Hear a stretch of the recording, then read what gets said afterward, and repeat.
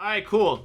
So, hello everybody. It's Lohpally here. We're going to be jumping into actually going over the patch notes and creating the tier list that I'm going to have for the 11-18 notes, also known as the World's Breakdown. So yeah, if you're just joining me, that's going to be what we're going to be doing for a little bit longer. But before we do that, let's get rid of the music.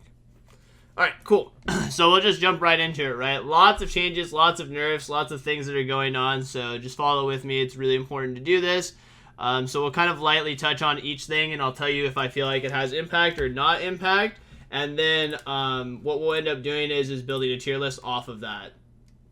So Philios changes, some damage, base damage. This is basically meaningless, does nothing really in the game. Some volley nerfs. This actually has some impact in laning phase, since you can see that in the early stages your volley is actually significantly longer in cooldown. So it might make Ashe less of a likely pick. Kind of weird though, those changes, since I feel like Varus is really like the most heinous champion that's happening. Also, this is like a League of Draven, and honestly, in general, if you look at the patch, most of the patch is actually pretty favorable towards like assassin-like characters in general now. So we see here the Draven change, which is that if your ultimate hits somebody with HP below the amount of adoration stacks you have, which is the passive that gives you extra gold, it will instantly execute them. So like kind of like a super collector in this. Huge buff for Draven, by the way, to make it so that he easily can secure kills. Maybe even in pro play.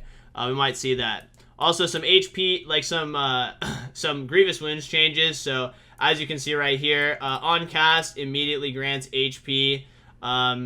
And then extra HP on the Mundo buffs. Some, changes to Fizz right here, where there's some damage changes. I really want to focus mostly on the supports and the AD carry bottom lane things too, though. Your Q switching to Rocket Form is actually going to cost a lot less in the early stages. Pretty big buff to Jinx. When it comes to everything, E cooldown is going to be reduced at later stages, so you won't pretty much notice this at all unless you're getting to super late game. R's Fate Call, which is a huge nerf, by the way, to Callista. Fate's Call is the ultimate. Fate's Call is the ultimate that you pull someone in and you throw them up or whatever. This is a huge nerf to, obviously, Callista, because, having to knock up this much longer, and now it's actually significantly nerfed in the early stages, which means, Callista's going to lose some power with the ulti change. Also, some changes to Karma. Karma's getting a little bit tankier, and her shield is getting a huge buff. Huge buff, by the way. This is a huge power-up to her shield in general. Might actually see Karma at Worlds played as a soul laner again. Wouldn't be surprised if I saw that. Also, the some AP Kog'Maw changes, so buffs to the E on that. Some Lilia changes. MF is getting a huge buff to their ulti. The bullet time is going to do a lot more damage. Black Shield is getting some buffs too, so Black Shield will be on a shorter cooldown. Kiana and a couple other champions are going to be junglers like Talon. Another huge change, by the way, is this new mechanic. Grievous Wounds on allies. Clears Grievous Wounds on allies before applying the heal. So this is going to be the new change to Soraka, and might be something that we see in supports moving forward. Just in general, that are actually healers, that maybe they have ways to remove Grievous Wounds. There's also some nerfs to Flay and the base stats, the base movement speed on Thresh, so light nerfs to him. They're also nerfing Pillar of Ice by a pretty big margin as you put points into it. So I think that this won't hurt jungle of Trundle, since most people are actually maxing W, but you will actually see probably support Trundle be less interesting. People will be less interested in it. I don't think it's like a nerf that kills it, but it's definitely a nerf that people are less interested in it. Spray and pray damage is getting buffed too. As you can see, like, there's a lot of AD carry buffs too. And then they're actually nerfing the bonus attack speed of the passive on Varus, and nerfing his base AD by a little bit. So you kind of see, like, not too many things, not too many things actually getting nerfs for AD carries. Lots of buffs. Lots of buffs for variety. Cooldown is going to be reduced on the auto passive on Yuumi too. So there's just like a lot of changes for a lot of supports. I know I kind of skimmed through it, but I don't want to be here for 2 hours going over it, so I really just wanted to tackle that real quick. And then we're going to actually be constructing a tier list. One thing that I want to note, by the way, this tier list, as I preface it, is designed for you, the viewer. Between silver, gold, platinum, iron, diamond, I want you, like, if you haven't played the game a lot, I want you to have like a list of characters that you could put some time into and immediately pick up and get good value out of. So power level compared to time invested is a huge element and dynamic that I do for my tier lists. So I just wanted to make sure we tackle that real quick before we do anything. S plus basically means that you can pick it anytime you want, goes in with any comp at all, is really, really potent. You'll get insane value out of the character immediately. S is just like very good, not quite S plus tier, but it's still like very powerful. You can probably pick it pretty much anytime and it gets good value. A is specialty. If the character is something that you're good at and you play it well, you'll probably get good value out of it. Otherwise, you might not find these characters nearly as powerful without enough time invested. B is pretty much like the you can play it, but I don't recommend it kind of deal. So anything that gets into B tier, obviously these things are going to move in a second. Anything that's B tier and under, I don't actually recommend playing. Like they're still functional picks, but I don't recommend them pretty much at all. So let's just start with the ones that got changes, right? So the big changes are something like Soraka, right? So Soraka actually goes through grievous wounds on her ultimate. This is a huge buff. I mean, you're going to get 60% more healing on her ultimate. It's a global ultimate. And honestly, that is just going to be insane. So because of that, she's going to actually move into the S tier. Another thing to note too is if you kind of were paying attention to some of the changes, a lot of champions that need more babysitting, so Draven, Kai'Sa, these kinds of champions that don't 2v1 nearly as well are also going to be more prevalent. And I think Lucian's actually a really sleeper OP pick right now anyway. And Lucian does really well with a lot of enchanters. So I think that in general, enchanters will be really, really good next patch. Also, as an aside, Amumu got some changes that gave him 2 bandage tosses. I actually think that Amumu will also be in the S tier right here. Right there for our champions in general. So let's move some characters around that also got some changes. So Morgana got a change where her E is off cooldown a little bit faster. This doesn't actually matter at all. It basically has no meaningful impact at all. Yuumi got a huge buff on her passive though, so if you're coming in and out and auto attacking way more often, then you'll actually get pretty good value out of Yuumi in general. I think Trundle will still be like a okay-ish pick if there are immobile champions, but that's why I put him in the B, because he actually needs to meet conditions to be an A tier. So like he is an A tier if you meet the conditions, but a B tier if he doesn't. That's the same thing with the champion like Morgana. So like a champion like Morgana, if you can get Black Shield value out of it, then you're going to like this character a lot. And if you can't, then, you're not going to like this character as nearly as much. That being said, Alistar kind of fallen on the wayside, I would say. Back to the B tier for the most part. Just doesn't really do that much damage. Also, I think that Bard goes down to B tier. Also, the reason for this is because of the fact that, 1, Bard's kind of a hard champion to pick up. But 2, as we kind of went over, a lot of the AD carries that are getting changed. So if we go, just kind of cruise on to the top of it, just to look at the icons real quick. A lot of characters that are getting buffs are characters that need to be babysat. So you see MF, Kai'Sa, Jinx, Draven, Twitch. Like a lot of these characters kind of want a lane partner. Can you update Lohpally.gg? Someday I can. So that will immediately mean that like a lot of characters that like to like to roam a lot and make 2v1s, they're still playable. You can still roam. That's still a strategy, but I think they'll be depreciated because of the fact that they're just a lot harder to gain access to because a lot of the AD carries need more babysitting than they did before. I feel like Soraka is still going to be relatively weak comparatively to other enchanters. She actually does pretty good into most of the enchanter matchups. I would say that Soraka is like pretty reasonable into Sona, pretty reasonable into Yuumi. But being able to ulti across the map and swing a fight somewhere else is really OP. So that's actually what I really want you to take away from this, is that your ulti goes through grievous wounds across the map. So remember, right now a lot of people like to roam around, impact the map, etc., and team and like skirmish and stuff, right? But your AD carries might need more babysitting now because there's a lot of AD carries that are getting buffed that need babysitting. But as Soraka, you reach both of those pinnacles of power at level 6, where you can actually impact the map, but still babysit your AD carry. So I think that will also make it just so much better.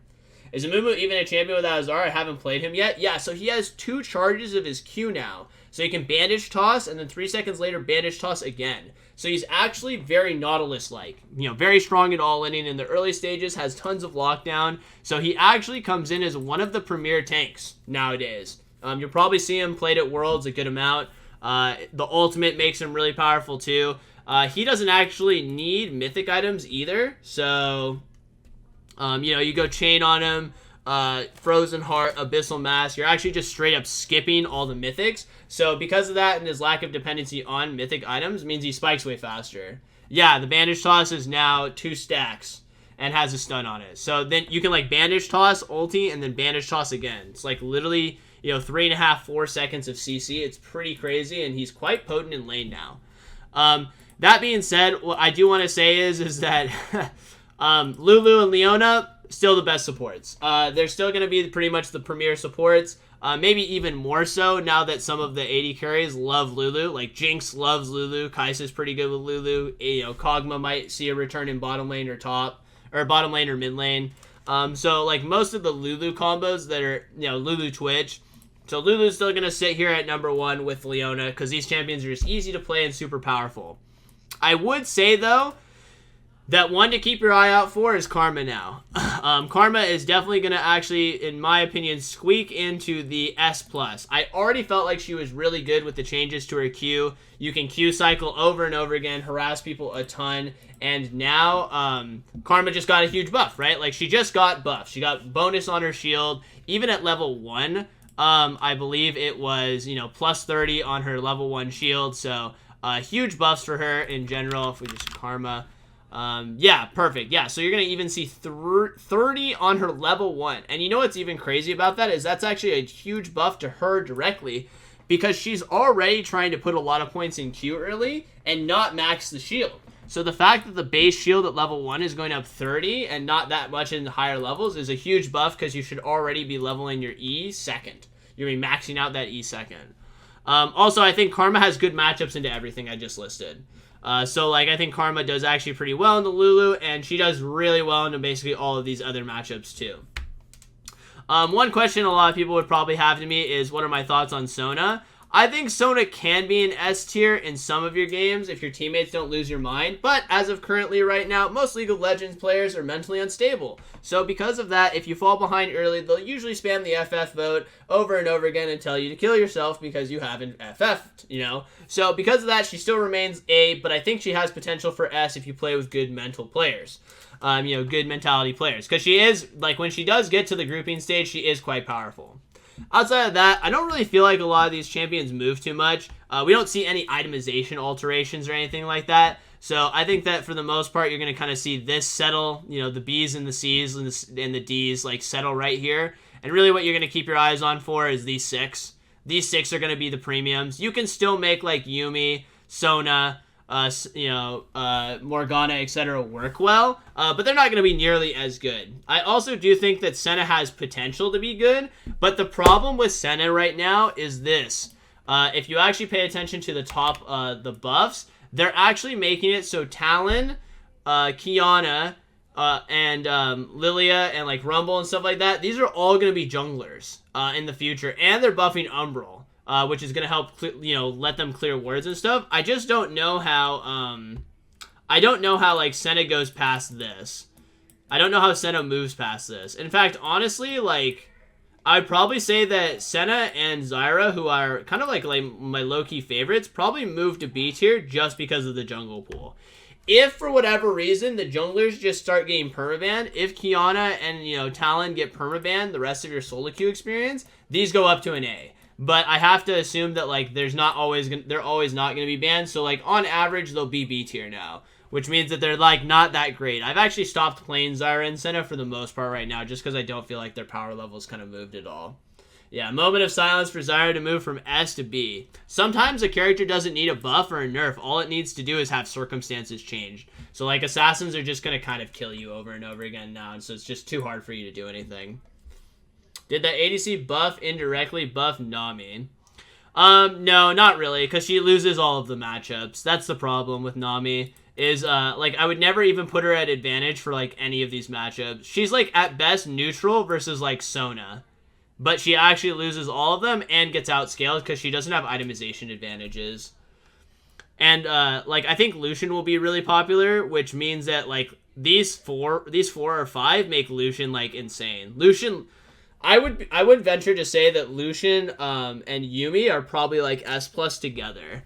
That's definitely like the best enchanter combo I've pretty much seen at all. Blitz is top tier in low elo. I don't actually agree with that. I think Blitz is pretty bad most of the time because if you miss the hook, your character is useless. So it's tied directly to the fact of like your skill shot accuracy. And I've watched like lower elo players. Yeah, they don't juke, but like low elo players also don't hit skill shots very often. So it's better for you to play characters that actually bring immediate value to you, even if you mess up their mechanics.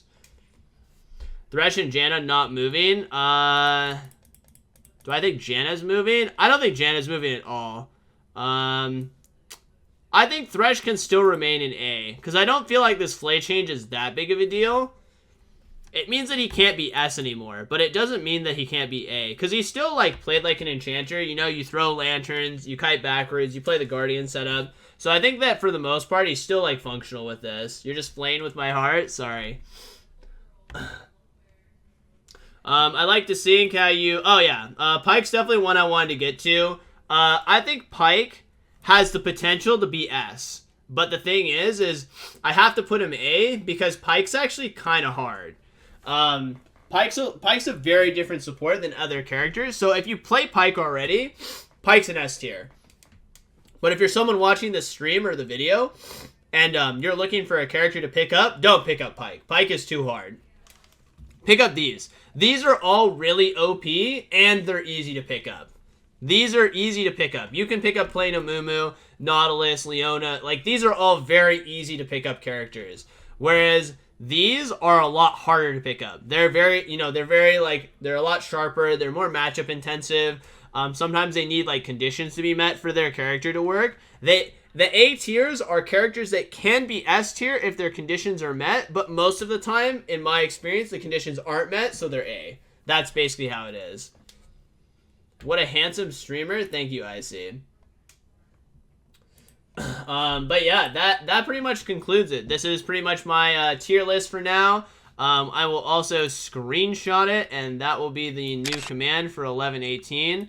And, you know, maybe you disagree with this tier list. That's totally fine. Leave a comment in the section below. You know, tell me what you think is OP in the next patch. You know, tell me your thoughts on that. Don't forget to also like and subscribe, so you can check out more videos like this. And really appreciate it, guys. And I'll see you guys next time.